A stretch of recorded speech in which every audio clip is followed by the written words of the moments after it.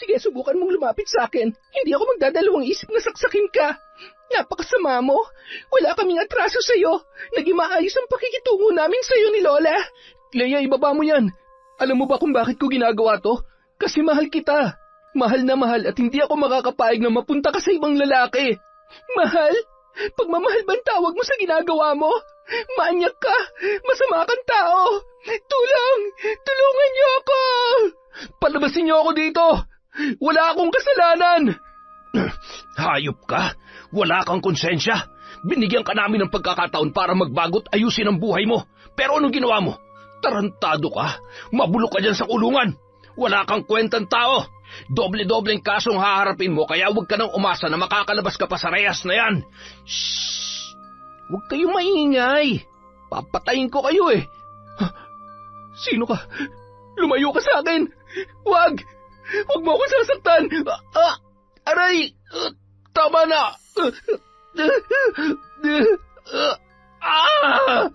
Taon 2008. Samar. Tay! May tao! Hoy! Tarantado! Sino kayo ha? Ang lakas na loob niyo para busuhan anak ko ha! Hoy! Bumalik kayo dito! Papatayin ko kayo! Takbo na mga tol! Bilis! Walang kasing bilis na nagsitakbuhan ang mga kalalakihan, ngunit naharang sila ng mga nagro-rondang barangay tanod at dinala sa barangay hall. Katulad ng kanilang nakagawian, kanya-kanyang palusot na lamang ang mga binata kasama si Jackson habang tinatanong ng mga opisyal na naroon. Nanggagalaiti naman na sumugod ang ama ng kanilang biktima nung gabing yon. Kaya naman pinatawag ang kani-kanilang mga magulang sa barangay at sa huli ay nakipag-areglo na lamang sa noon ay galit na tatay ng biktima. Bandang 11:00 ng gabi, ang ilan sa mga kapitbahay ni Mang Arnel ay nasa labas ng kanilang tarangkahan. Nakikiusyoso ang mga yon dahil sa malakas na bulyaw nito na animoy galit ng mga sandaling yon. Nababatid nila na may kalokohan na namang ginagawa ang pamangkin nito na si Jackson. Aray ko! Chong, tama na ho! Grabe talagang kalokohan ng Jackson na yan, no? Walang kadala-dala. Manhid na yata sa kabubugbog ng tiyo niyang si Arnel. Ay, sinabi mo pa. Lahat ng katarantaduhan ay nasa kanya na. Suki na nga ng barangay ang Jackson na yan eh. Mula sa pagiging kawatan, rambulan, at kung ano-ano pa. Ano na naman kayang kasalanan ng mokong na yan? Ay... Samantala, wala ka talagang kwenta kahit kailan. Wala ka nang ginawa kundi bigyan ako ng kahihiyan. Chong, tama na. Hindi naman totoong binibintang nila sa akin eh. Hindi po talaga ako yun. Hindi nga ako nagawi sa bahay nila eh. Sinungaling ka. Nakakahiya ka. Huling-huli ka na, magsisinungaling ka pa. Hindi ka talaga magtitino ha. Pues, bukas na bukas rin, makakalayas ka na sa pamamahay ko. Bahala ka na sa buhay mo. Kung gusto mo, umuwi ka sa mga kamag-anak ng tatay mo. Chong, ayaw ko po. Maawa na kayo sa akin. Mag-aayos na po ako. Huwag niyo lamang po akong... Bakit? Dahil hindi ka malayang gumawa ng kalokohan doon? Tama lang na doon ka sa kanila para ang tiyuhin mong pulis ang mismo magpakulong sa iyong loko ka. Ayusin mo ng mga gamit mo at bukas bago sumikat ang araw, ayaw na kita makita dito. Subukan mo lang sumuway sa gusto ko at baka talagang mapatay na kitang tarantado ka. Agad na pumasok sa loob ng kwarto ni Jackson si Mang Arnel. Sabay kinuha ang mga damit at iba pang gamit ng binatilyo. Pagkatapos ay pinagtatapon yun sa labas ng bahay. Nang makita ni Mang Arnel ang mga kapitbahay nila noon na nasa labas ng kanilang tarangkahan na nagbubulungan, ay lalo lamang uminit ang kanyang ulo. Kayo, bumalik na kayo sa mga pamamahay nyo, mga tsismoso! Isa-isa namang nagsipulasan ang mga yon at pumasok sa kani-kanilang bahay. Pakinig pa nila ang malakas na kalabog ng pinto mula sa bahay ni Mang Arnel. Isa-isahin mo ng pulutin ang mga gamit mo rin sa labas. Nakakuyom ang kamao at paisa-isa pa ring humihikbi si Jackson habang sinusundan ng tingin ang kanyang tiyuhin na noon ay papasok na sa kanyang kwarto. Nag-iisang kapatid si Mang Arnel ng kanyang yumaong ina. 2 taon lamang ang pagitan ay sumunod na rin ang kanyang ama dahil sa iniinda rin nitong sakit. Kaya naman naiwan siya sa pangangalaga ng kanyang tiyo. Minsan na siyang bumisita sa bahay ng kanyang tiyo Froilan, na kapatid naman ng kanyang tatay. Higit na strikto yon, maging ang asawa nito na si Mila. Meron din yung nag-iisang anak na mas bata ng 5 taon kay Jackson. Nang gabi ring yun, palihim na tinawagan ni Mang Arnel si Froilan tungkol sa kanilang pamangkin. Pasensya na talaga, pero sa tingin ko, ikaw lang ang makakapagpatino dito sa lokong to. Baliwala ng pagdidisiplina ko sa kanya. Nasasaktan ko lang. Baka kung ano pa magawa ko kapag hindi na ako nakapagtimpi sa pamangkin natin na ito. Ay, yan na nga bang sinasabi ko eh. Huwag ka mag-alala. Siguradong dito, hindi siya makakagawa ng kalokohan. Matapos ibaba ang telepono ay umupo sa kanyang higaan si Mang Arnel at napabuntong hininga na lamang. Ay, alam kong nangako ako sa kapatid ko na ako nang bahala kay Jackson at hindi ko siya pababayaan. Pero sa nangyayari ngayon, mukhang bigo akong gawin yon. Ay nako, hindi ko alam kung saan ako nagkulang at hindi ko rin alam kung kanino siya nagmana. Sana'y magtino pa siya at huwag niyang tuluyang sirain ang buhay niya. Maigi na rin na malayo siya sa mga tarantado niyang kaibigan dito. Samantala, ipinarating naman ni Froilan sa kanyang asawa ang napag-usapan nila ni Mang Arnel. Yan na nga bang sinasabi ko eh. Baka naman kasi hinayaan niya mapabarkada si Jackson. Alam mo naman ang mga kabataan ngayon. Lahat ng mga kalokohan sinusubukan dahil sa kuryosidad. Ay, mabuti na lamang at mabait at matino ang anak natin. Ay, kawawa naman kung hindi natin siya tatanggapin. Yun nga rin ang iniisip ko eh. Subukan nating magpakamagulang sa kanya. Pero kapag hindi siya nagtino, ewan ko na lang. Hindi ako magdadalawang isip na ipakulong siya kung kinakailangan. Ay, ayos lang naman sa akin, mahal. Huwag lang maaagrabyado ang anak natin. Ayaw ko rin na maimpluwensyahan niya si Mark. Malabo naman mangyari yan. Napalaki natin na maayos yung anak mo. Hindi siya matutulad sa lokong yon. Matulog na nga tayo't magang pasok ko bukas. Ikaw nang bahala kapag dumating siya na wala ako, ha? Kakausapin ko na lang siya pag uwi ko. Ilang oras lang naman ang duty ko bukas.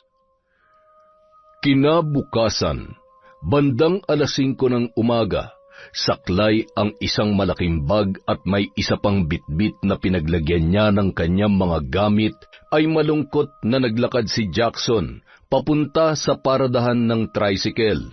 Oh, Jackson, mukhang pinalayas ka na yata ng tiyong mo ah. Saan ka na naman gagawa ng kalokohan, ha? Mukhang nagulpi ka na naman kagabi ah. Ngumisi na lamang ang binata sabay sumakay.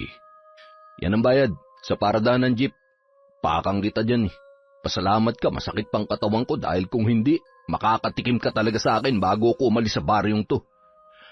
Makalipas ang 3 oras na biyahe ay nakarating na yon sa isang bayan kung saan nakatira ang kanyang tiyo Froilan at ang mag-ina nito. Sakto namang nag-aalmusal si Aling Mila at ang anak niyang si Mark nang dumating si Jackson.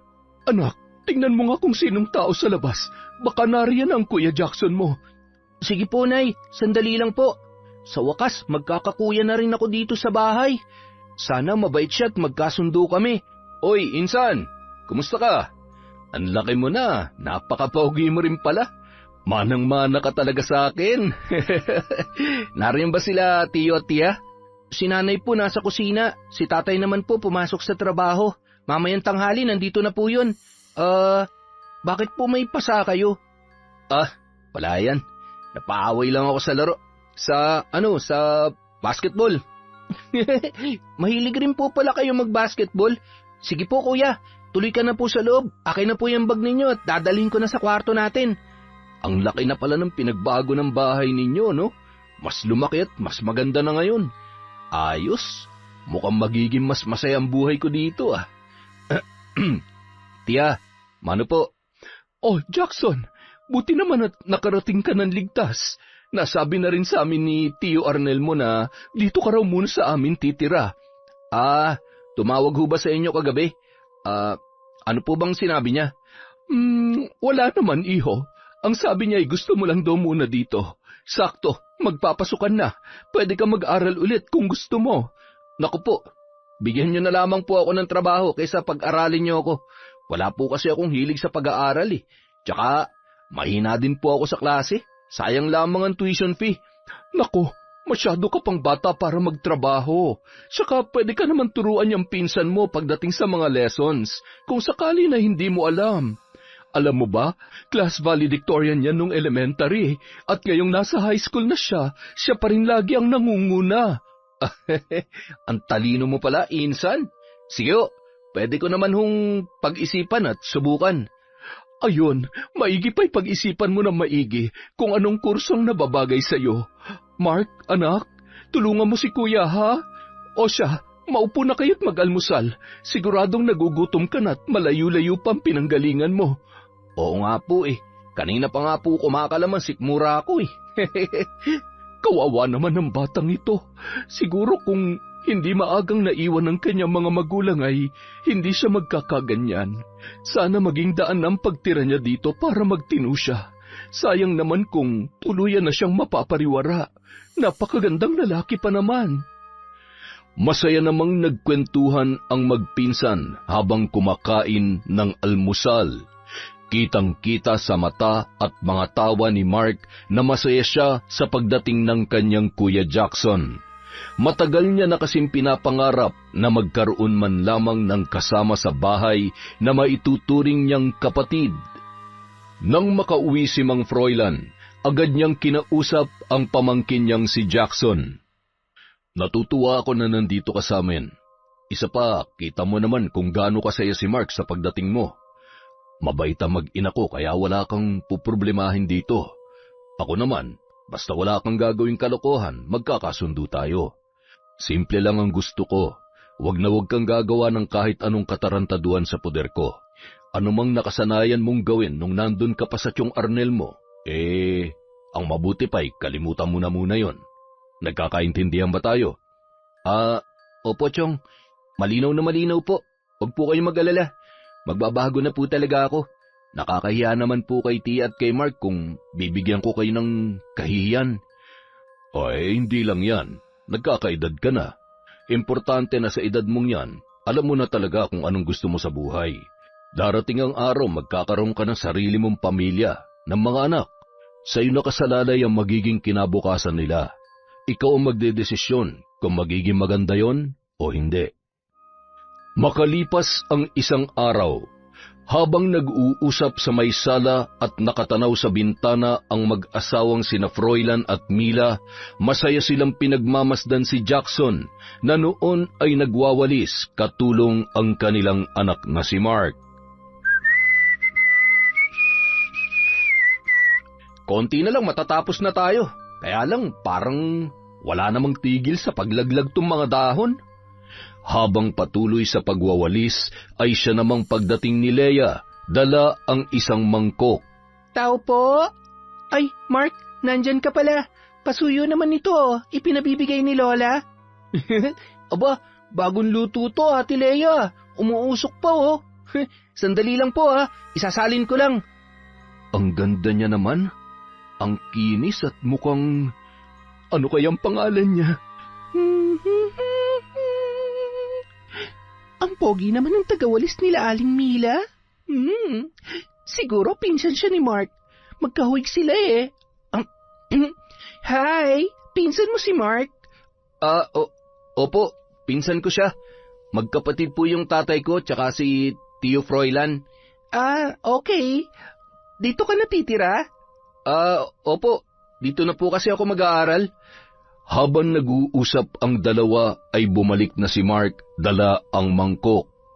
Ate Leia, salamat daw po sabi ni Nanay. Pasabi na lang din daw po kay Lola. Sige, ipapaabot ka sa kanya. Nakangiting umalis ang dalaga. Malapit kasi sila ng kanyang Lola Nita sa pamilyang yon. Yun lamang kasi ang pinagkakatiwalaan ng lola niya at kanilang nalalapitan sa oras ng pangangailangan.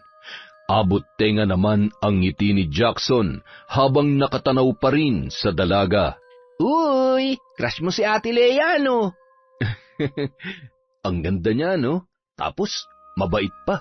Mabait talaga si Ate Lea. Matalino at mahal na mga taga rito yan. Pero si Lola Nita, naku, masungit yun sa iba. Iilan lang ang nakakapunta sa kanila. Sabi ni nanay at tatay, pili lang daw ang taong kinakausap nun. Ayaw niya sa mga, alam mo na, yung iba kasi, chinichismis na mambabarang daw si Lola Nita. Sabi naman ni nanay, hindi naman daw totoo yun. At kung sakali man, hindi naman daw kami dapat matakot dahil para lang daw yun sa mga taong may nagawang malaking kasalanan. Wala namang ganun. Katang-isip lang yung mga yun. Anong taon na ba ngayon para maniwala pa tayo sa mga ganyan-ganyan? Sa horror movie ko lang napapanood ang mga yan eh. Sa bagay, ay, ewan, basta ang alam ko mabubuting tao sila. At saka, maalam din kayang manggamot si Lola Nita. Marunong siya manghilot at magtawas ng mga napaglalaruan ng engkanto. Marami rin mga ganyan sa amin.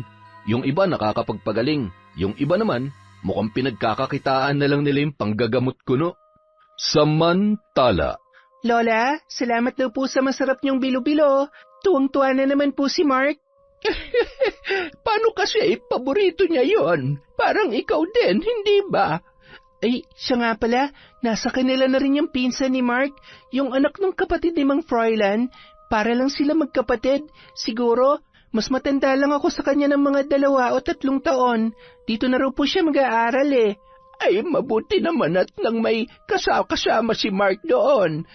Oo nga po, Lola. Nakakalungkot kayo mag-isa lang at walang kapatid.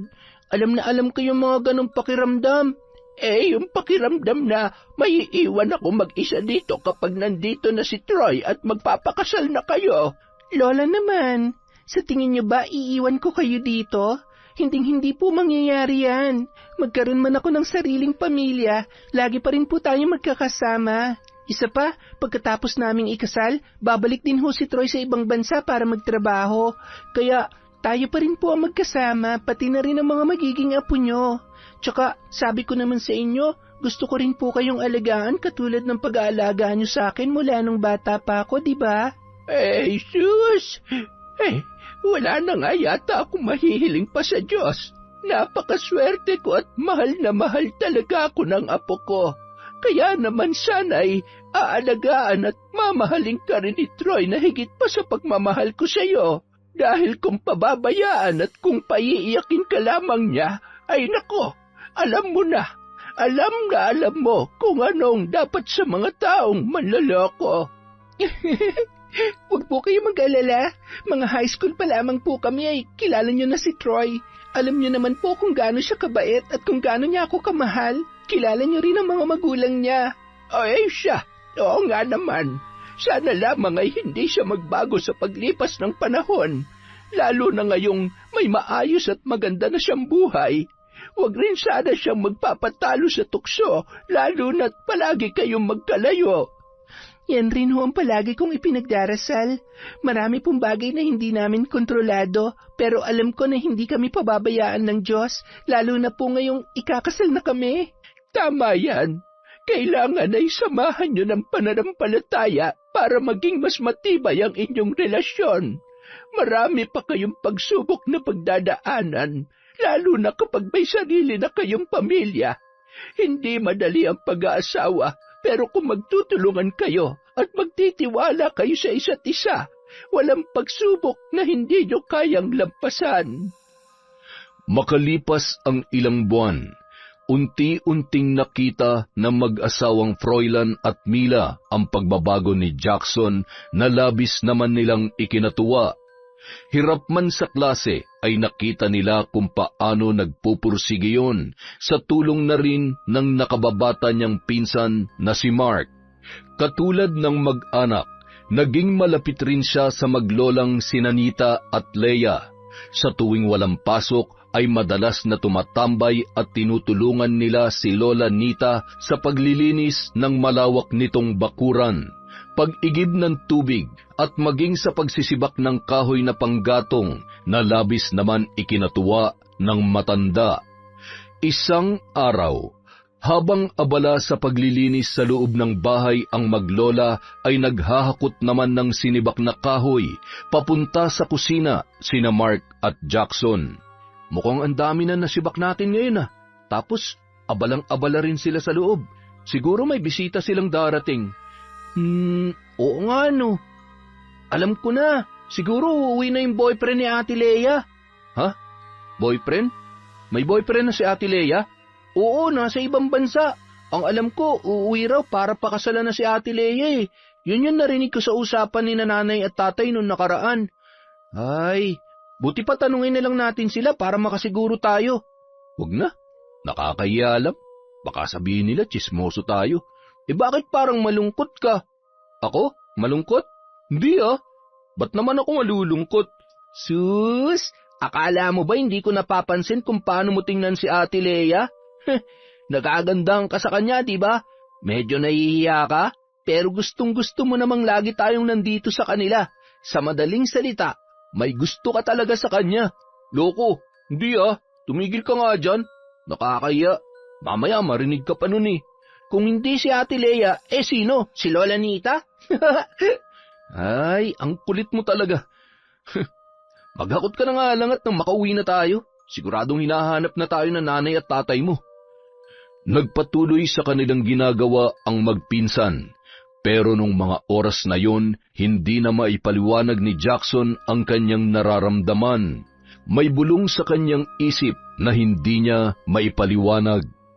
Hindi pwede. Kailangan kong ayusin ang buhay ko. Wala na akong mapupuntahan. Okay ka lang, kuya? Oo. Okay lang ako. Medyo pagod na pero kaya pa naman.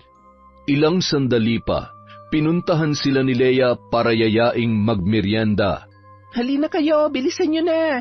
Jackson, huwag ka na mahiya. Hanggang ngayon pa naman nahihiya ka pa rin sa akin. Tingnan mo tong si Mark, sanay na dito sa bahay. Para ko na rin siyang bunsong kapatid. At ngayon, nadagdagan pa ng isa. Meron ng 3 apo ang lola ko. Ganito palang pakiramdam na may kapatid, no? Napatingin na lamang sa isang sulok si Jackson, sabay na pabuntong hininga dahil sa sinabi ni Leia. Pinilit pa rin niyang maging kalmado papunta sa hapagkainan. Mga apo kong pogi, magmeryenda na kayo at mukhang napagod kayo. Pagka-uwi ay magpahinga muna kayo at magsiligo na at mukhang may naamoy na kung hindi ka aya-aya. Naku po, ako po yata yun, Lola. Nakalimutan ko po magtawas kanina. Kaya pala parang nahihilo na ako Kilikili mo pala na amoy ko kanina. Ang lakas nun Habang kumakain ang dalawa, pasimple namang sinusundan ng tingin ni Jackson ang bawat kilos ni Leia. Kuya, huwag mo masyadong pakatitigan. Naku, baala ka, baka matunaw yan. Ano naman ang matutunaw? Wala po, Lola. Ano ba kasing sinasabi mo, Mark? Ang gulo mo Yung yelo kasi yon, kuya. O yan, nabilaukan ka tuloy. Okay ka lang, Jackson? Hetong baso, uminom ka? Salamat. Grabe naman pawis yan, kuya. Ninenervyos ka ba o naiinitan ka lang? Bahagya namang tinadyakan ni Jackson ang paa ng kanyang pinsan. Aray! Bakit? Ayos ka lang ba, iho? Oo po, Lola. Nangalay lang po tong pa ako. Ano, may sasabihin ka pa? Umiling-iling na lamang si Mark at pasimpleng ngumisi sa kanyang kuya Jackson. Matapos kumain, agad nilang binalikan ang mga ginamit nila sa likod na bahagi ng bahay at nagpaalam na ang mga yon na uuwi. Kinagabihan, masayang magkausap sina Leia at Troy sa telepono. Nakapantulog na ang dalaga at hinayaan niya lamang na nakabukas ng bahagya ang kanyang bintana dahil maalinsangan ng gabing yon. Matapos ang mahaba-haba nilang pag-uusap ay humiga na siya at agad na tumagilid habang nakayapos sa kanyang unan. Maya-maya pa, Nakarinig siya ng kaluskos sa labas ng kanilang bahay at halos hindi siya makakilos nang makita ang anino ng isang lalaki na nakasilip sa kanyang bintana. Inabot ng ilang segundo bago nakalabas ang kanyang boses, dala ng sobrang takot. Lola! Sino yan? May tao sa labas! Napabalikwas naman mula sa kanyang pagkakahiga ang kanyang lola at dali-daling pinuntahan ang kanyang apo. Ano bang nangyayari sa'yo? Nananaginip ka ba? Hindi po. Sigurado po ako sa nakita ko. May lalaki hong nakasilip sa akin dito sa bintana. Ay, bakit ba naman kasi nakabukas ang bintana mo? Ilang beses ko bang sasabihin sa'yo na kailangan kapag 6:00 na, isinasara mo na ito? Ay, teka, sigurado ka ba talaga sa nakita mo o namamalikmata ka lang? Sigurado po ako, Lola. Hindi ko lang po namukaan pero alam ko na totoo yung nakita ko. O siya, mabuti pa dito na lang din ako matutulog. Kukunin ko yung itak at kapag may lolo-loko ay tatagain ko. Aba, malakas ang loob niyang manilip sa'yo, ha? Doon na lang sana siya sa bintana ko at pagbubuksan ko pa. Siya, sige na, matulog ka na. Napapagod ako sa kakasalita. Siguradong babalik pa yon. Samantala, mayat maya namang sinisilip ni Mark ang higaan ng kanyang Kuya Jackson. Nasaan kaya si Kuya? Anong oras na nasa labas pa rin? Mahanap nga. Bago pa man maisuot ang kanyang panloob na tsinelas, ay siya naman pagbukas ng pinto sa kanilang kwarto. Oh, gising ka pa pala. Bakit parang pawis na pawis ka, Kuya? Saan ka ba nanggaling? Diyan lang sa labas, naglakad-lakad kaya pinawisan ako. Medyo maalinsangan din kasi ang panahon eh. Matulog ka na. Di ko naman sinabi sa'yo na hintayin mo ako, di ba? Ay, akala ko naman kasi tumambay ka sa kung saan. Gabi na at alam mo naman ang kabilin-bilinan ni tatay. Huwag ka mag-alala, nagbagong buhay na ako. Takot ko lang sa nanay at tatay mo. O siya nga pala, yung pinapagawa ko sa iyong... yung research paper ba, Kuya? Okay na. Nagawa ko na, ipiprint na lang natin bukas yun. Ayos, salamat talaga, Insan ha. Ibang klase ka, napakalupit mo. Madali lang gawin yung Kuya. Basta kapag may papagawa ka, sabihin mo lang kaagad sa akin, akong bahala sa'yo. Nagpatuloy pa ang kwentuhan ng magpinsan at nang makaramdam ng antok ay nakatulog na rin ang mga yon. Kinabukasan, nagising ang dalawa habang nagkukwentuhan sina Mang Froilan, Aling Mila at Lola Nita. Siguro ay may pag-alagala na namang magnanakaw dito sa baryo natin. O di kaya naman ay masamang loob na may kung anong pinaplano. Takot na takot tuloy si Leia kagabi. Ay! Mabuti pa, i-report na natin agad yan sa barangay habang hindi pa nakakapambiktima para makapagronda na rin ang mga tanod sa gabi. Makikisuyo sana ako, Froilan. Mas maigi kung ikaw na mismo magpapaabot sa kanila para naman maaksyonan ka agad. Sige ho, Lola Nita. Ako humbahala. Ay siya, uuwi na ako't magluluto pa ako. Tatay, ano yung sinasabi ni Lola Nita? May lalaki daw na nanilip sa bintana ni Ate Leia mo kagabi. Kagabi? Anong oras daw po yun? Bandang 9:00 raw eh. Tulog na ba kayo nun? Siguro yun yung kapapasok ko lang. Naglakad-lakad po kasi ako sa labas. Wala naman ako napansin. Sa bagay, masyado kasing madilim dito sa may sa atin. O siya, wag na lang kayo maglalabas kapag gabi na. Mag-asikaso na kayo't mahuli na kayong dalawa sa klase. Agad na nag-almusal ang dalawa at naligo. Sabay na ring umalis papasok sa kanilang paaralan. Samantala, abala naman si Leia sa pagliligpit ng ilan sa mga lumang gamit ni Lola Nita. Napatigil yon nang makita ang isang kaban na sa bakbak at kulay ng pintura ay mababakas na ang kalumaan. Lola, pwede na po ba nating itapon to? Ano po bang mga laman nito? Baka mamaya inaanay na to sa loob. Ay, naku apo, ikaw talaga. Akin na nga yan. Bakit mo itatapon yan? Hindi mo ba alam na karugtong na yan ang buhay ko? Bakit po? Ano po ba yan? Gusto mo ba talagang malaman? Opo, hindi naman po ako magtatanong kung... Umupo sa sahig si Lola Nita, sabay binuksan ang kaban sa kanyang harapan. Napalundag naman si Leia nang magapangan siya ng 3 ipis mula sa lalagyang yun. Masyado ka namang matatakutin, Apo. Tingnan mo ang laman nito. Ito ang aklat na ikinukwento ko sa iyo. Dito nagmumula ang kaalaman ko sa panggagamot at ang isang sikreto na pinakaiingat-ingatan ko. Sikreto? Huwag niyong sabihin na, teka, manika at mga insekto po bang laman nito? Ay, akin na yan. Bakit kasi hinawakan mo ang garapon na yan kung hindi naman pala kakayanin ng sikmura mo? Oo, totoo ang minsang napabalita tungkol sa pagiging mambabarang ko. Matagal ko na rin naman nang hindi nagagamit ang mga ito. Marami ng buhay ang nagsakripisyo dahil sa paggamit ko ng itim na kapangyarihan upang maparusahan ang mga mapang-abusong tao, lalo na mga walang pusong nang aagrabyado ng mga inosente. Mailap kung minsan ang katarungan. Kaya naman noon, sa pambabarang ko nakukuha ang hustisya para sa mga taong lumalapit sa akin, para may paghiganti ang mga taong malalapit sa puso ko. Hindi niyo na ho kailangan gamitin pa ang mga ito. Hindi na kailangan at wala ng buhay pang mawawala sa atin. Hindi ako naniwala noon na nagkataon lamang ang mga nangyari. Nung huli ko lamang napagtanto na may kaugnayan pala ang lahat sa paggamit ko ng itim na kapangyarihan. Nangyari na po ang lahat ng yun, Lola. Malay niyo naman, nagkataon lang. Naniniwala po kasi ako na tanging Diyos lang ang nagpapasya sa kamatayan ng isang tao. At lahat ng hangganan ay may dahilan. Kung hindi dahil sa nangyari kay Lolo at kay Nanay ay di sana.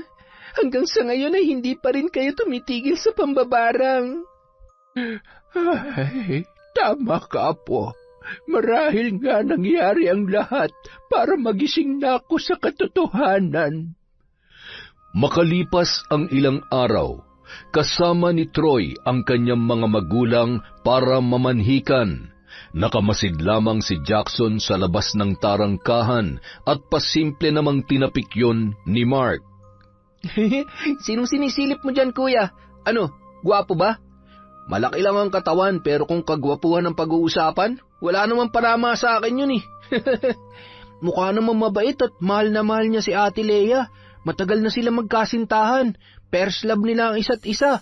Kung yan ang magiging asawa niya, magtitiis siya na palaging nangungulila sa kanya. Sa pagkakaalam ko, hindi na babalik si Kuya Troy sa ibang bansa. Pinag-ipunan nilang bahay at negosyo para handa na ang lahat pagkatapos ng kasal.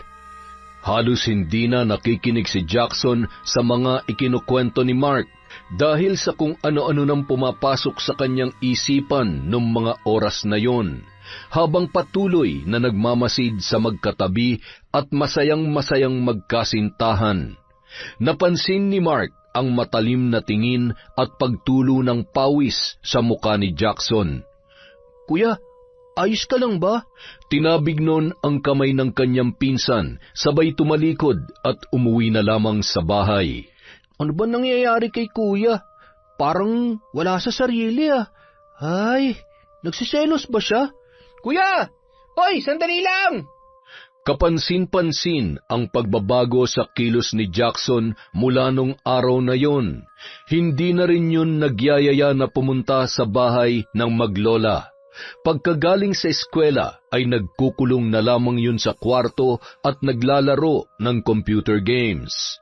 Mahal, mukhang ang tahimik ng pamangkin mo ngayon ah. Ilang beses na rin siyang hindi sumasabay sa atin sa pagkain. Abala ba sa pag-aaral o may iba siyang pinagkakaabalahan o pinoproblema?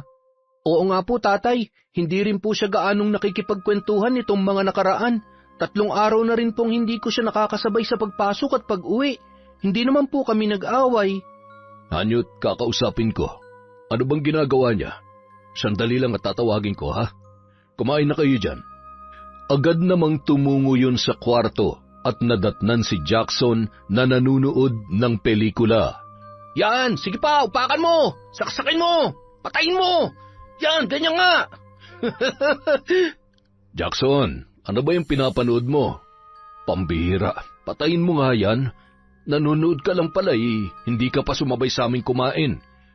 Kinuha nun ang remote control ng TV, sabay pinatay ang cellphone noon. Sige po, tiyo. Susunod na po ako. Sige, bilisan mo na dyan at may pag-uusapan tayo. Agad namang tumalikod yon habang nakakunot ang noo pabalik sa hapagkainan. Ay, buisit. Ganda pa naman ang pinapanood ko. Agad naman yung sumunod sa kanyang tiyuhin at mabilis na naupo at naghain ng pagkain. Nagkatinginan naman sina Aling Mila at Mang Froilan na animoy naninibago rin sa ikinikilos ng binata. Jackson, ngayong nandito ka na sa amin, kung may pinagdadaanan ka sabihin mo sa amin ng tiya mo para alam namin kung paano ka matutulungan. Okay lang naman po ako. Medyo na-stress lang po ng konti sa dami ng mga dapat gawin. Nahihiya naman po ako kay Mark. Marami rin po siyang ginagawa tapos inaasa ko pa sa kanya lahat. Ang totoo, nahihirapan po talaga ako sa pag-aaral. Ganyan talaga lahat ng bagay. Kailangan nating paghirapan. Para sa iyo rin naman yan. Opo, Chong. Ginagawa ko naman po lahat. Salamat po. Masasanay din po ako. Ano ka ba, kuya? Huwag kang mahiya sa akin. Tutulungan kita kahit gaano pa kahirap yung ipapagawa mo. O siya, kumain na muna kayo. Basta nandito lamang kami, Jackson, ha? Kung may kailangan ka sa school o para sa sarili mo, magsabi ka lamang sa amin.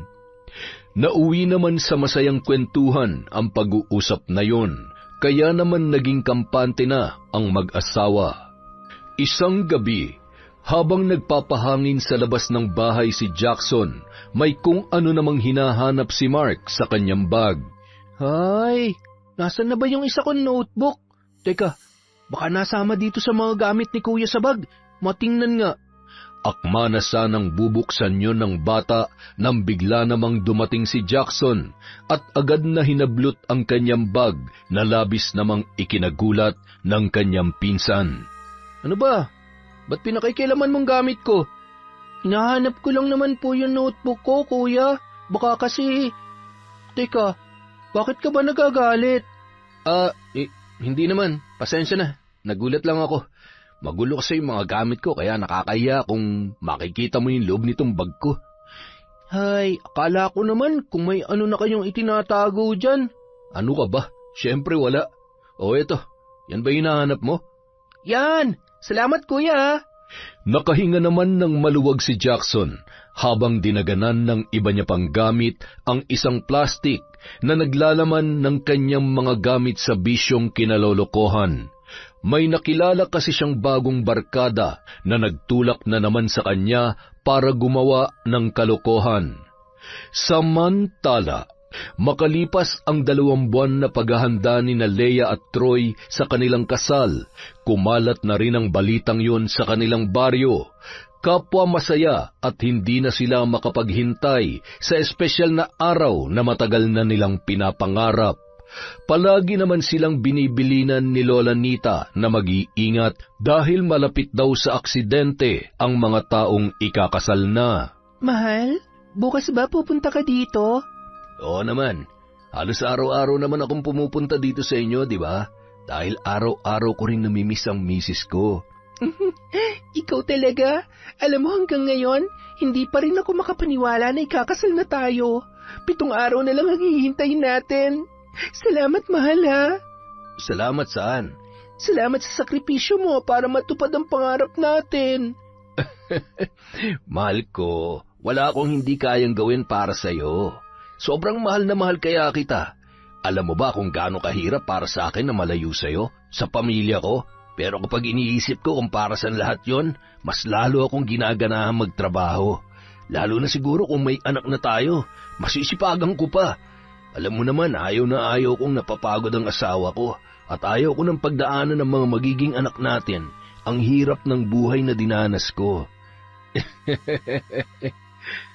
Napakaswerte ko naman talaga sa lalaking pakakasalan ko. Mahal na mahal kita. mas mahal na mahal kita. Talaga namang hindi nyo man lamang hinintay ang kasal bago kayo. Ay, paghahampasin ko kayo dyan eh. Lola naman, kiss lang yun eh. Ay, sorry po, Lola. Uuwi na po ako.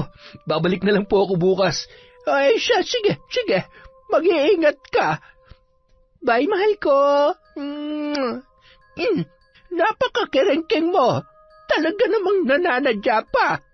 Samantala, habang naglalakad palabas ng tarangkahan, nakatanaw mula sa di kalayuan si Jackson. Sa noon ay papauwi na sa kanilang bahay na si Troy. Akala mo mapapasayo si Leia? Akin lang siya. Wala akong ititira sa'yo. Bugok. Kinabukasan, bandang 3:00 ng hapon, umalis si Lola Nita papuntang sentro at mayroong tumawag sa kanya para magpagamot. Matagal niya na yung kilala, kaya naman anumang oras ay hindi niya yun mahihindian. Leia, medyo gagabihin ako. Pupunta naman si Troy, hindi ba? Opo, Lola, pero mukhang mamayang gabi pa po yun. May inaayos daw sila ng tatay niya. Bakit po? Ipapaalala ko lang. Pupunta siya dito at kayo lamang. Tandaan niyo na huwag mo nang gagawa ng anak hanggat hindi pa kayo ikinakasal, ha? Opo naman, Lola. Kayo talaga. Hindi ko naman po nakakalimutan yan. Mag-iingat kayo, Lola. Mahal na mahal ko po kayo. Mahal na mahal din kita, apo ko. Siya, aalis na ako. Kapag gabi na't wala pa rin si Troy ay isara mo na lamang ang pinto. Opo, Lola. Ingat po kayo. Nagpatuloy sa pagliligpit ang dalaga at naghahanda na rin ng mga lulutuin niyang gulay para sa kanilang hapunan. Bandang 5:00, habang naguhugas sa lababo ay naramdaman niya na may pumasok sa loob ng bahay. Troy, mahal ko, ikaw na ba yan? Nandito ako sa kusina. Ate Leia, si Lola. Oh, Jackson, ikaw pala. Umalis si Lola eh. Bakit? May sadya ka ba sa kanya? Bakit ang pula ng mata mo at parang... ano ba? Nasisiraan ka na ba ng bait? Ano bang kailangan mo? Ano pa nga ba? E di ikaw. Ano ba? Bitiwan mo nga ako. Huwag mo nang subukan pumalag kung ayaw mo masaktan. Gusto mo pa bang makita ang lola mo? Ha? Gusto mo pa bang maikasal kay Troy? Gusto mo? Ha? Nakikiusap ako sa'yo. Huwag mo akong sasaktan. Maawa ka. Wala akong kasalanan sa'yo. Nakahanap ng pagkakataon si Leia na hablutin ang kutsilyo at gamitin yon para manlaban at protektahan ang kanyang sarili. Sige, subukan mong lumapit. Hindi ako magdadalawang isip na saksakin ka. Napakasama mo. Wala kaming atraso sa'yo. Naging maayos ang pakikitungo namin sa'yo ni Lola. Leia, ibaba mo yan. Alam mo ba kung bakit ko ginagawa to? Kasi mahal kita. Mahal na mahal at hindi ako makakapayag na mapunta ka sa ibang lalaki. Mahal? Pagmamahal bang tawag sa ginagawa mo? Manyak ka! Masamang tao! Tulungan niyo ako! Nagmamadaling dinampot ni Jackson ang isang upuan at inihampas yon sa dalaga, dahilan para matumba yon at mabitawan ang hawak niyang kutsilyo. Hindi pa yun nakontento. Ilang beses pa nun na tinadyakan si Leia sa tiyan. Maawa ka! Huwag mo akong papatayin! Ano? Manlalaban ka pa? Sabi ko naman sa'yo ang tigas ng ulo mo. Huwag ka mag-alala. Hindi naman kita papatayin Bakit naman kita tutuluyan hindi pa nga kita natitikman? Demonyo ka! Ang sama mo! Manahimik ka!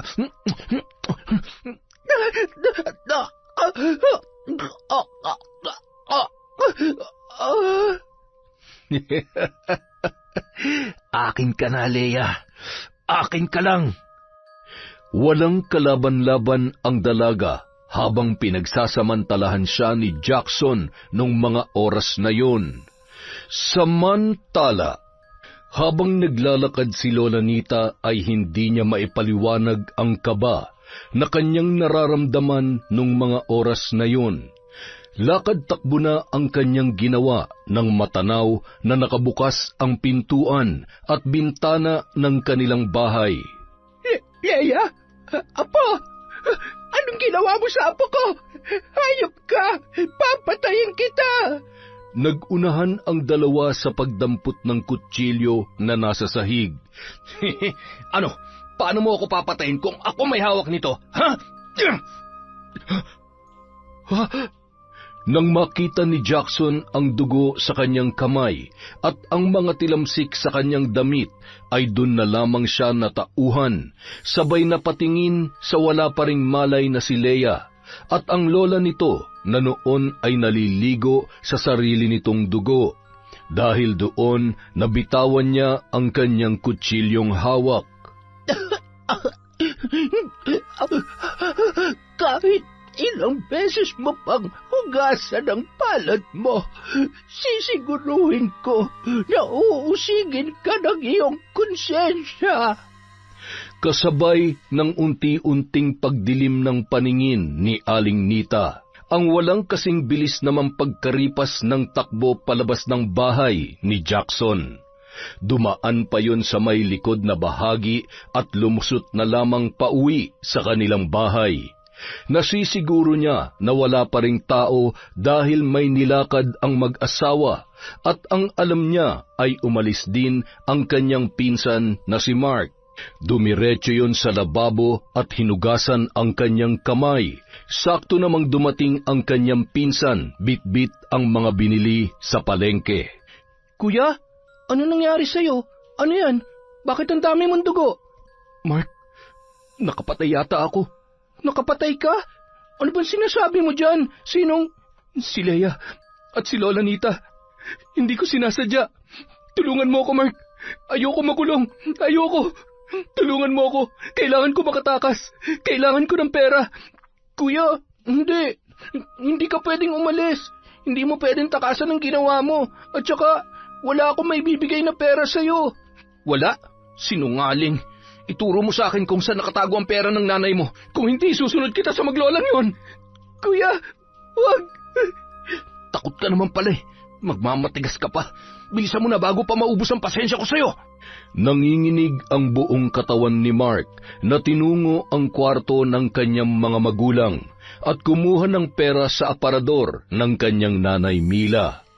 Nang maiabot yon kay Jackson ay nakangisi sabay hinawakan ng mahigpit sa kwelyo ang kanyang pinsan.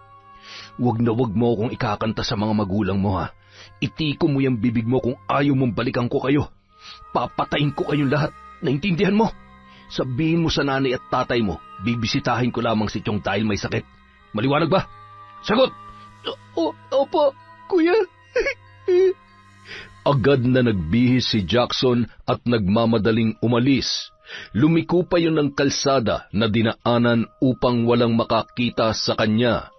Hindi naman makaalis sa kinatatayuan si Mark dahil sa sobrang takot, hanggang sa tuluyan na yung mapaupo sa sahig at naalala ang sinabi ni Jackson tungkol kina Lola Nita at Leia.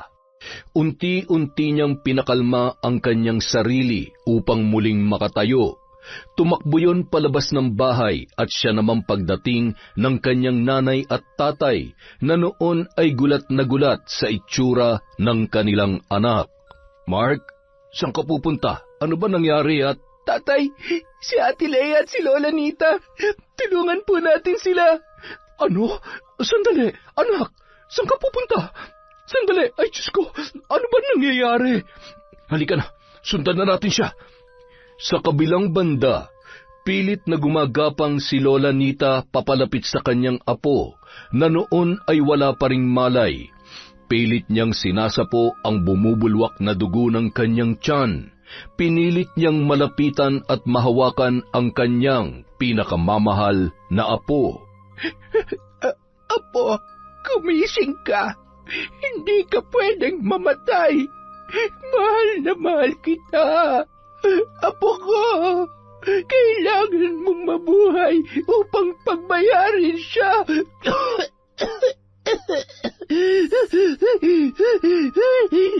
Habang hawak ni Lola Nita ang kamay ni Leia, pilit niya ring hinahawakan ang muka nito, habang siya naman ay unti-unting nalalagutan ng hininga.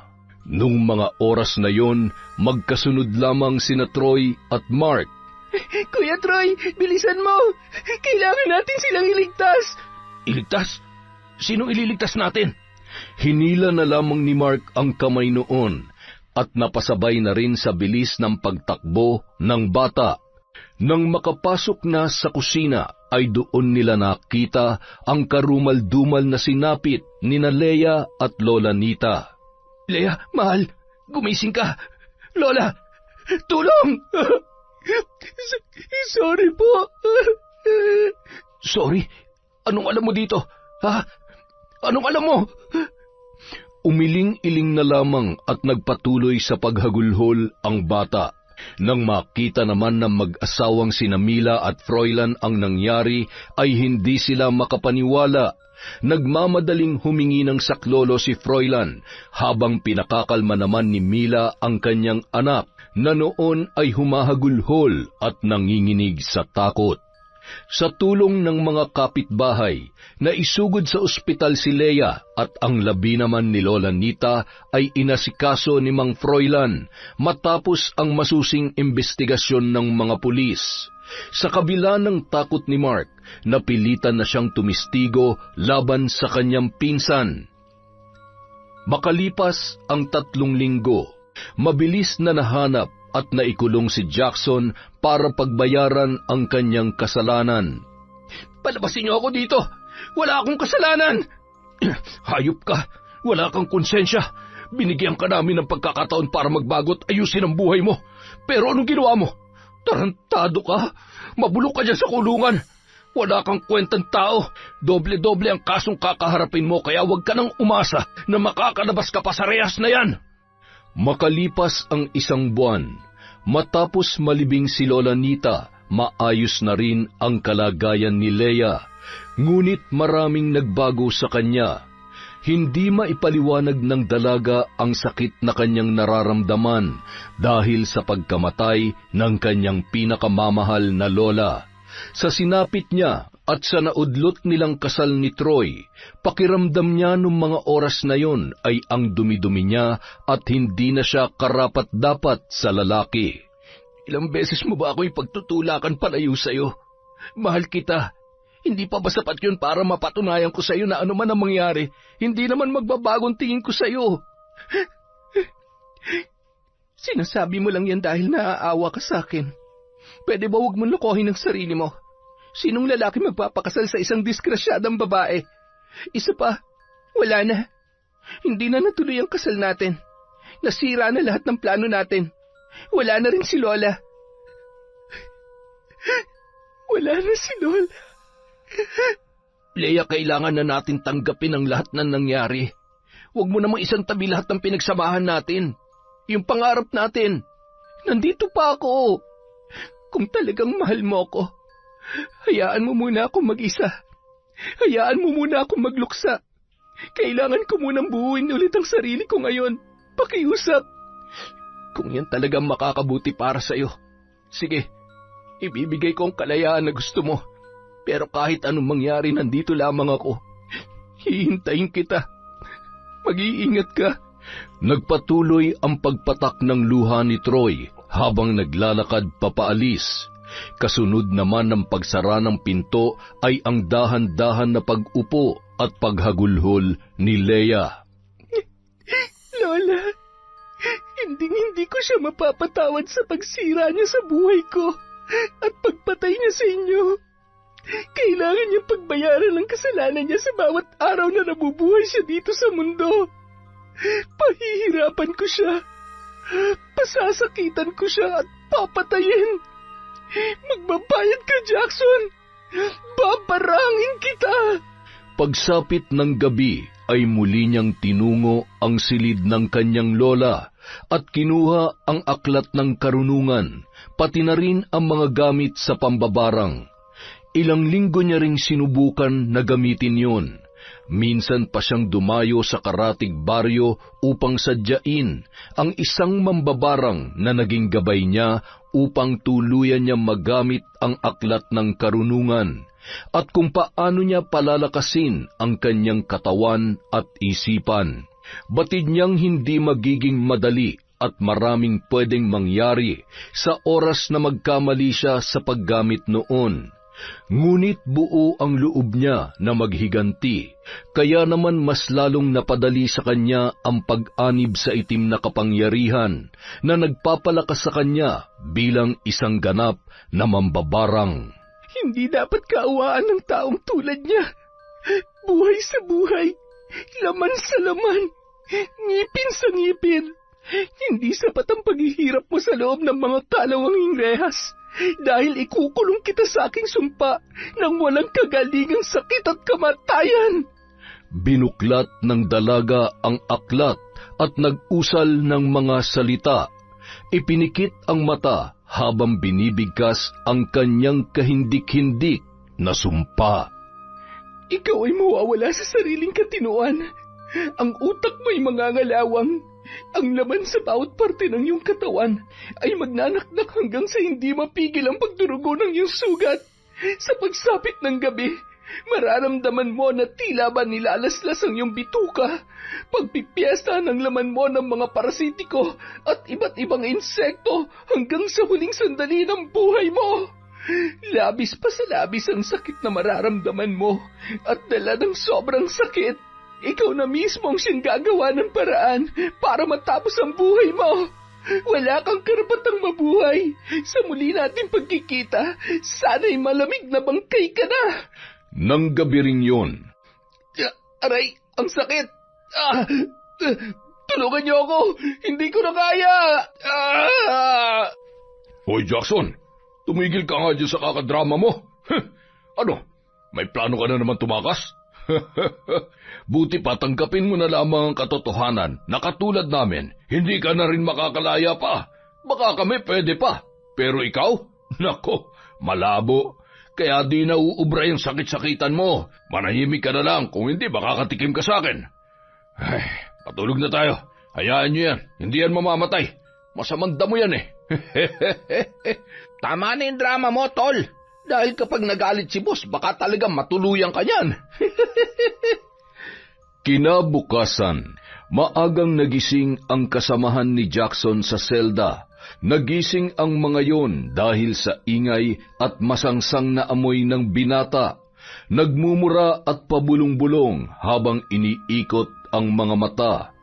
Nagkaroon yon ng mga sugat sa katawan at sa may bandang tiyan ay mababakas ang dugo na animoy nagmumula sa isang malalim na sugat. Anak ng putya, isabay niyo na nga to sa basurahan. Amoy nabubulok na eh. Shh! Huwag kayo maingay. Papatayin ko kayo. Sino ka? Lumayo ka sa akin. Huwag mo akong sasaktan. Aray! Tama na! Mukhang malala na nga ang tama ng mukong na to Kung sa bagay, sa bigat ng kasalanan nito ay hindi naman nakapagtataka kung binarang na to. Hay nako, kawawa naman. Hindi na nga naaalala ng mga kamag-anak ay nagkaganyan pa. Abay, ganyan maningil ang karma. Pasalamat nga tayo at hindi ganyan ang inabot natin eh. Mas malala pa yan kesa habang buhay na pagkakakulong. Baho! Ay, tanggalin niyo nga yan dito. Makalipas ang isang buwan, halos hindi na lumalabas ng bahay si Leia. Laging nakasara ang pinto nito, dahilan para labis na mag-alala sina Mang Froilan, Aling Mila at Mark sa kalagayan ng dalaga. Maging si Troy ay wala na rin magawa para makausap muli ang kanyang kasintahan. Ay, baka kailangan na nating humingi ng tulong sa mga opisyal ng barangay para makita ang kalagayan niya. Hanggang ngayon para pa rin tinudurog ang puso ko dahil sa mga nangyayari. Isang panghabang buhay na bangungot ang lamat na iniwan ni Jackson sa buhay ni Leia, maging sa buhay natin. Alam mo ba, Iniisip ko na kung sakaling may nangyaring masama sa anak natin noong araw na yon, hindi ko kakayanin. Hindi ko alam ang gagawin ko at hindi ko mapapatawad si Jackson. Ay, huwag ka nang umiyak. Magpasalamat na lamang tayo na hindi pinabayaan ng Diyos ang anak natin. Sa ngayon, wala akong gustong gawin kundi tulungan natin si Leia na makabalik ng paunti-unti sa normal na buhay na ninakaw sa kanya ni Jackson. Samantala, Kuya, kailangan na natin gawin to. Salamat, Mark. Nag-aalala na talaga ako sa kanya. Hindi niya na rin kasi sinasagot ang mga tawag ko eh. Yan, nagawa nating sirain ang pinto. May tao. Huwag kayong papasok. Huwag mo akong sasaktan. Maawa ka. Leia, mahal, ano nangyayari sa'yo? Diyos ko. Bitawan mo ako. Huwag ka lalapit. Lola! Lola! Tulong! Hindi niya tayo nakikilala. Kuya, dito ka lang muna. Babalik ako. Hihingi lang po ako ng tulong kina nanay at tatay. agad namang humingi ng saklolo si Mark. Nung mga oras na yon ay wala sa sariling katinuan si Leia. Makikita rin ang magulong mga gamit sa loob ng bahay at hawak pa rin noon ang manika na ginamit niya sa pambabarang kay Jackson. Napilitan silang dalhin yon sa isang psychiatrist na makakatulong sa kanyang kondisyon. Ang mag-asawang Froilan at Mila ang naging katuwang ni Troy upang maipagamot ang dalaga. Hindi pa rin gaanong bumabalik sa dati ang kondisyon niya. Sa tingin ko, kailangan natin ng tulong ng isang albularyo. Maaari kasing nagkakaganyan siya dahil sa paggamit niya ng itim na kapangyarihan. Yan din po ang iniisip nila, nanay. Kailangan natin ng isang magaling na albularyo na makakatulong sa kanya. Sakto, wala pang pasok si Mark. Mabuti pa, anak, puntahan mo siya. Yun din po bang pinupuntahan natin dati? Oo, siya nga. Sana siya na makatulong sa atin para tuluyang gumaling ang ate Leia mo. Maraming salamat ho sa tulong niyo sa amin. Tatanuin ko po ito bilang isang malaking utang na loob. Walang anuman. Kulang pa yan sa perwisyo na naidulot ng pamangkin ko sa buhay ni Leia. Kahit ano pang gawin namin, walang katumbas na kabayaran ang mga kasalanan niya. Ay, hindi niyo naman po kasalanan ang ginawa ni Jackson. Sa totoo lang, hanggang sa ngayon ay hindi ko pa rin kaya makita ang lalaking yun. Hindi ko alam kung anong pwede kong magawa sa kanya. Ay, sa ngayon, pinipilit ko maging matatag para kay Leia. Hindi ako pwedeng maging mahina dahil ngayon niya ako mas kailangan. Alam mo, pinapahanga mo ako sa tiyaga at pagmamahal mo para kay Leia. Napakaswerte niya sa'yo. Hindi lahat ng lalaki kasing bait mo at ganyan kalawak ang pangunawa. Ganyan talaga ang totoong pagmamahal. Huwag ka mag-alala, Troy. Magiging maayos din ang lahat.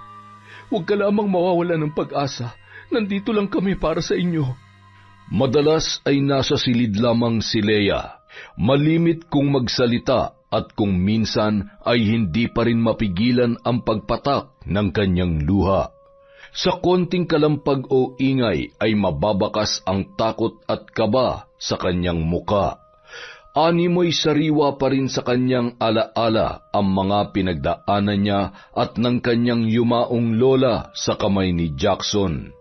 Nung araw ding yun, habang mag-isa na lamang sa isang maliit na selda si Jackson at pinagpipiestahan ng langaw na dumadapo sa mas dumami pang sugat sa iba't ibang parte ng kanyang katawan, namimilipit yun sa sakit. Ramdam niya ang kirot sa bawat paggalaw ng mga parasitiko at insekto sa kanyang tiyan. Hindi ko na kaya. Ayaw ko na. Tama na. Hindi ko na kaya. Kinuha noon ang babasaging baso at binasag sa pader. Mahigpit na hinawakan ang patulis na parte ng bubog. Kasabay ng pagtulo ng dugo sa kanyang kamay, ang pagpatak ng kanyang luha at mga kahindik-hindik na halakhak na animoy siya ay sinasapian. Naririnig niya ang isang tinig na bumubulong sa kanyang tainga habang ramdam niya sa kanyang balat ang pagdampi ng mainit na hangin. Ano pang hinihintay mo? Panahon na para tuluyan kang mamaalam sa mundo. Ikaw ang dapat mamatay dahil napakasama mo. Hindi ko pinagsisisihan na ipagkanulo ang kaluluwa ko sa impyerno para lamang pahirapan at patayin ka. Mamatay ka na!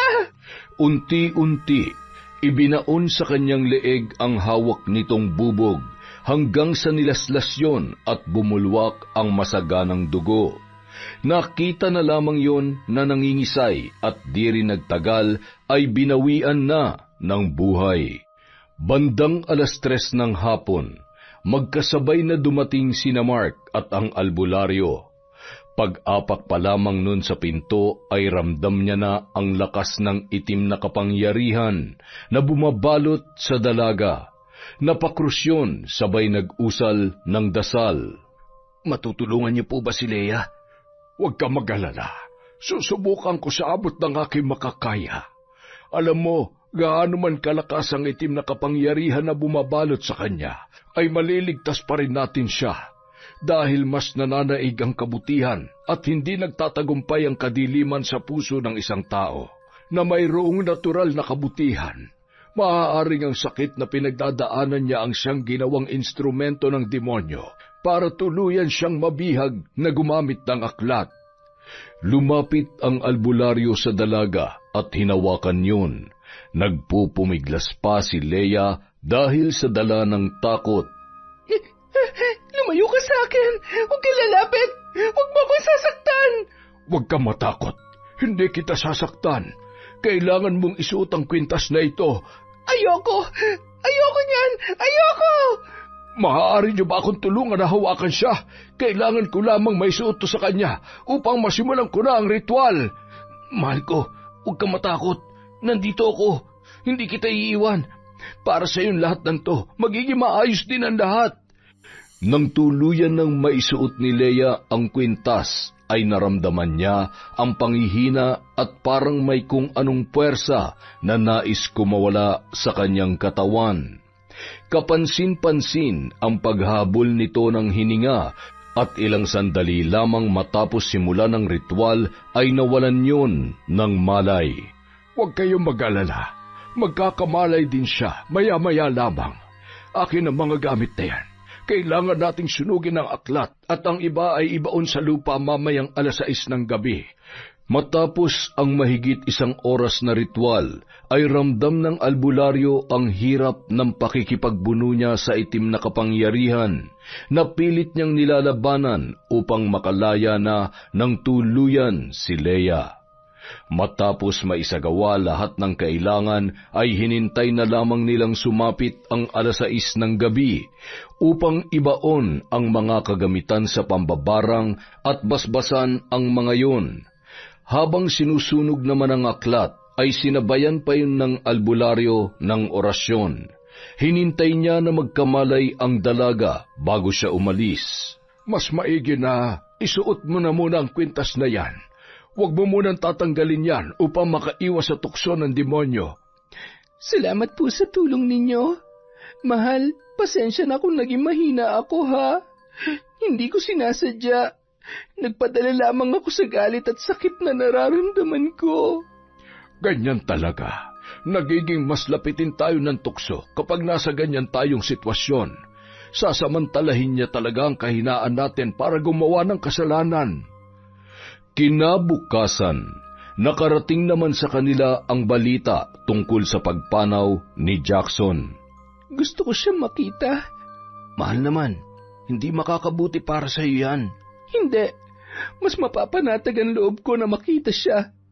Gusto kong makita mismo ng 2 mata ko kung paano ko nakamit ang hustisya. Sasamahan mo naman ako, hindi ba? Ay, nag-aalala lang naman ako para sa iyo eh. Pero kung yan talagang gusto mo, syempre sasamahan kita. Ako yata tong hindi handang makita ang lalaking yun eh. Sabi ko pa naman mag-iipon lang muna ako ng lakas ng loob. Gusto ko siyang saktan sa lahat ng... Mahal, huwag mong tungisan ang kamay mo katulad ng ginawa ko. Isa pa, patay na siya. Wala na siyang laban pa. Mga duwag lang na katulad niyang kayang manakit ng walang kalaban-laban. Alam mo, mahal, Oo, mali yung pag-anib ko sa itim na kapangyarihan. Pero kung hindi ko ginawa yon, malaya pa rin nabubuhay ang lalaking yon na wala man lamang yatang katiting na pagsisisi sa ginawa niya kay Lola at sa panghahali niya sa akin. Kaya mas ikagagaan ng loob ko na wala na siyang pagkakataon pa na makapambiktima. Hindi lahat dapat binibigyan ng kapatawaran. Sa mga katulad niya, kamatayan lang talagang... Ay, sana makalimutan na natin ang lahat pagkatapos nito. Pilitin natin bumangon at mag-umpisa ulit na magkasama. Marami pa tayong plano na dapat natin tuparin, mahal ko. Opo, salamat, mahal. Salamat saan? Salamat sa lahat-lahat. Kasi sa kabila ng lahat, nandito ka pa rin. Hindi mo ako iniiwan sa mga pinagdaraanan ko. Bakit naman kita iiwan? Hindi lang natuloy ang kasal natin, pero para sa akin, asawa na kita. Magpapakasal pa rin tayo. Mahal na mahal kita, Leia. Namimiss ko na si Lola. Dati napapagalitan tayo kapag ginagawa natin to dahil nga... Hindi pa tayo kasal. Nung araw ding yun, pumunta sila sa punerarya kung saan naroon ang bangkay ni Jackson. Nadatnan nila sina Aling Mila at Froilan. Lumabas muna ang mag-asawa nang pumasok ang magkasintahan. Ipinangako ko sa sarili ko na sa muli nating pagkikita, wala ka ng kakayahang manakit ng kahit na sino. Nagkasala ako sa Diyos ng dahil sa iyo para sa araw na ito. Hindi nararapat sa iyong kapatawaran, ngunit pipilitin kong kalimutan ang lahat ng ginawa mo para magpatuloy sa buhay na meron ako. Ninakawan mo ako ng panahon para makasama pa ng matagal si Lola. Alam mo ba na siya lang ang pamilyang meron ako? Ha? Hindi lang yun. Dahil sa iyo, hindi natuloy ang kasal namin ni Troy. Alam ko na ang mga katulad mo ay hindi magsisisi, pero alam ko rin na uusigin ka sa mga kasalanan mo hanggang sa ikalawang buhay. Mahal, umalis na tayo. Hindi ko masikmura ang pagbumuka at itsura niya. Parang epekto yan ang pambabarang ko sa kanya. Halika na, mahal. Sapat na sa akin ang nakita ko. Wala nang taong naging salot sa buhay natin. Marahan namang iginiya ni Troy si Leia papalabas. Niyakap naman ni Aling Mila ang dalaga at hinimas ang likod noon. Umalis na rin ang dalawa at naiwan na mag-asawa upang asikasuhin ang bangkay ng kanilang pamangkin. Sa kabila ng lahat, binigyan pa rin nila yon ng maayos na libing. Umaasa pa rin sila na sa pangalawang buhay ay matatagpuan noon ang kapayapaan, lalo na ang kanyang tiyuhin na si Arnel na matagal niyang nakasama. Alam ng Diyos na ginawa natin ang lahat para maging maayos ang buhay niya. Ngunit siya mismo sumira noon. Hindi na talaga siya nagbago. Masyado siyang naimpluwensya ng ipinagbabawal na gamot kaya ganun. Kung tutuusin, nakakaawa siya. Sa edad niyang yan, ganyan na ang sinapit niya. Binigyan naman natin siya ng pagkakataon na maayos ang buhay niya. Ngunit, mas pinili niya na masira yon. Kahit anong gawin natin, nasa tao pa rin talaga ang pagbabago. Ang mahalaga ay sinubukan natin at hindi natin kinonsinti ang ginagawa niya. Dahil kung nagkataon, baka maraming buhay pang napahamak ng dahil sa kanya. Makalipas ang 1 taon, ikinasal na sina Leia at Troy. Ang tumayong magulang ng dalaga ay sina Mang Froilan at Aling Mila. Walang mapaglagyan ng tuwa ang magkasintahan, maging ang mga taong malalapit sa kanila. Saksi ang mga yun sa mga pagsubok na nalampasan ng dalawa ng magkasama. Lumipat rin sila sa bahay na ipinagawa ni Troy para sa kanilang magiging pamilya, para tuluyang makalimot si Leia sa mga nangyari sa buhay ng kanyang lola, Nita. Isang gabi, habang nakahiga at patulog na ang mag-asawa. Mahal, sigurado ka bang hindi ka nababalik sa pagtatrabaho sa ibang bansa? Bakit? Naaalibadbaran ka na ba sa pagmumukha ko, mahal?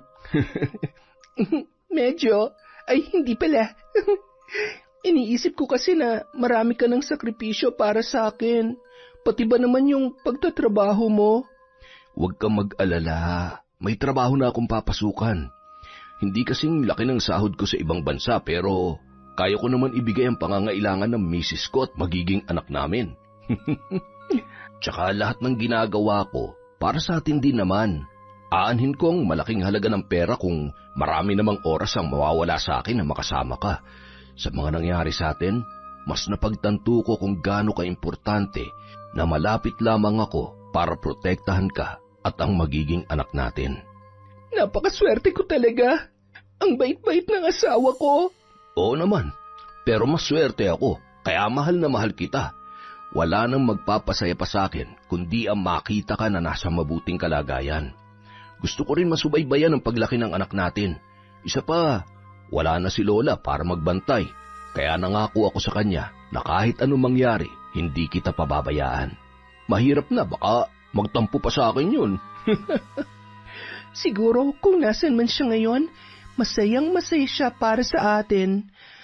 Ay, mabuti pa dalawin natin siya bukas sa sementeryo. Baka nalulungkot na yun.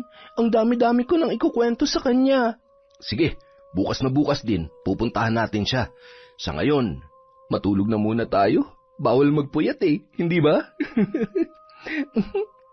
Opo. Hay nako, mas stricto ka pa kaysa kay doktora. Siyempre naman, gusto ko kasi maayos ang kalagayan ng mag-ina ko. Pakis nga si tatay. Hindi na ako makapaghintay na makita siya. Yung may kakargahin ako at patatahanin kapag umiiyak. Nako, siguraduhin mo lang na hindi ka magrereklamo sa pagod sa pag-aalaga sa aming mag-ina. Ako mapapagod? Hindi Tsaka kung sakali man, sigurado nandyan naman si nanay at tatay para tulungan tayo. Mas excited pa nga yata silang lumabas ang baby natin Si Nanay Mila at Tatay Froilan din. Alam mo, nagpapasalamat talaga ako sa kanila. Kahit nung nabubuhay pa si Lola, nandyan na talaga sila para sa amin. Nung nawala si Lola, sila rin ang tumulong sa atin sa lahat-lahat. Pero yung pamangkin nila, hindi man lamang nabiyayaan ng kahit konting kabaitan. Oops, bawal yan. Maririnig ng baby natin. Basta, kalimutan na natin yun. Nagpapasalamat din ako sa Diyos na nananatili tayong matatag at heto, magkasama. Masaya at unti-unti nang nangyayari ang mga pangarap natin. Basta ang number 1 goal ko, ang maging masaya ka, asawa ko. Masayang-masaya na po ako. Alam mo kung bakit? Dahil sa'yo, sa anak natin, at dahil sa kabila ng mga naging kasalanan ko, nararamdaman ko na hindi tayo pinababayaan ng Diyos. Lahat ng magagandang nangyayari ay patunay kung gaano siya kabuti sa atin. Sa lahat ng oras, sa lahat ng pagkakataon. Makalipas ang 7 taon. Mahal, nakita mo ba si Miko? Hindi, baka naman nasa kapitbahay lang. Nako, hindi kaya pumunta na naman yun na mag-isa sa bahay ni Lola? Ay, ang kulit talaga ng anak mo. Sinabi nang hintayin ako Nawiwili kasi sa pamimitas ng bayabas sa likod bahay. Mabuti pa puntahan na natin, baka umakyat-akyat na naman yun doon. Oh, huwag ka na mag-alala. Maingat naman ang anak natin kahit medyo makulit at matigas ang ulo kagaya ng... Oy, hindi ako Masunurin kaya ako kay Lola noon. Siyempre, takot ka mapalo. Ang sakit kaya noon. Ang haba pa naman ang pamitpit ni Lola. Nang makarating sila sa bahay ni Lola Nita, agad naman na tumakbo si Miko. Ang kanilang anak, bitbit ang isang garapon at putikang manika. Nanay, tatay, nakahanap ako ng toys dun sa likod sa may puno ng duhat. Ay, Diyos ko, akin na yan. Ikaw talaga, ang dumi-dumi niyan. Nadumihan tuloy ang kamay at damit mo. Kailangan natin ibalik to, anak, ha? Pwede mo bang samahan si nanay kung saan mo to nakuha? Okay po, nanay. Sorry po, lagi ko po kasing napapanaginipan na may toys dito Nay, bakit may spider at grasshopper dyan sa... Teka, mabubuhay po ba yan? Hay nako, wala na to, anak. Basta kailangan natin tong ibalik, ha? Kapag malaki ka na at maiintindihan mo ng lahat, ikukwento ni nanay kung bakit hindi natin pwedeng paglaruan ng mga bagay na ito. Okay po ba yon? Okay po, nanay. Sorry po. Hindi po kayo galit? Hindi po. Tatay, wag mo akong papaluin ha. Opo, basta sa susunod, huwag ka nang aalis nang hindi nagsasabi sa amin ni nanay, ha? Opo, sorry po tatay. Karga mo naman ako. Please. Ayos paano mo mapapalo kung ganito ka-cute ang anak mo? Siyempre naman, mana sa nanay. Sige na, maglaro na kayo mag-ama at magwawalis lang ako sa loob ng bahay ni Lola. Ikaw na magbalik nito dun sa may puno ng duwat, ha? Masayang pinagmamasdan ni Leia ang kanyang mag-ama bago yon tuluyang pumasok sa loob. Habang nagwawalis ay nagulat siya sa isang pamilyar na bagay na nakalagay sa paboritong upuan ng kanyang Lola Nita. Ha? Paano nangyari to? Bakit nandito ang aklat na ito? Ang pagkakaalam ko, sinunog na to Hindi kaya... Diyos ko, huwag mong hayaang matukso ko sa isang bagay na matagal ko nang tinalikuran. Masayang-masaya na po ako sa buhay na meron kami ngayon. Kung kinakailangan sunugin kita ng paulit-ulit, gagawin ko. Tigilan mo na ako. Yon! Haha! Hindi ka titigilan yan, Leia. Anyway, happy Monday sa inyong lahat. Isa pong masaya at mapayapang simula ng linggo. Dahil dyan, meron na naman tayong shout-out. Simulan natin kay Liza Agodo, hi kay Belen Malbas, kay Gay Somodio, Marjorie Dequilla, Barrio Luma, mga kwento ng dilim. Maraming salamat po sa pagdalaw sa channel ni Kwentong Enteng. Hi kay Faye Yuson, kay Janice Tamagos, kay Maria Grace Grefaldia, sa Grefaldia, Edesma, Transporto Family, kay Isabel Ketunuti and Abel Hipolito. Hi po kay Betty Velasco, kay Robert Crimen, shout out kay Ami Viray, kay Baga Foro Nene, kay Manuel Hidalgo from Santiago City, Isabela. Hi din po kay Jocelyn Comia. Hi po kay Michelle Marciano, kay Febe Ranyada, Mami San Mamot Mapadtaya. Hello din po kay Jonah Jalog, kay Zane Axel Ranada. Hi po kay Mary Anyao, kay Charlene Gumansing, kay Yang Yang Pasardan. Shout out po kay Cataleja Soto, kay Jaren Beter, kay May Espiritu, kay Jennifer Sacris. Shout out din po kay Edgardo Fontanilla, kay Asodicen Cerila, Susana Llobrera. Hello po kay Rosel Fuentes. Hi din po kay IP Micaela, kay Yumicho Choco. Hello kay Lynette Reparado, Elsie Pasasadaba.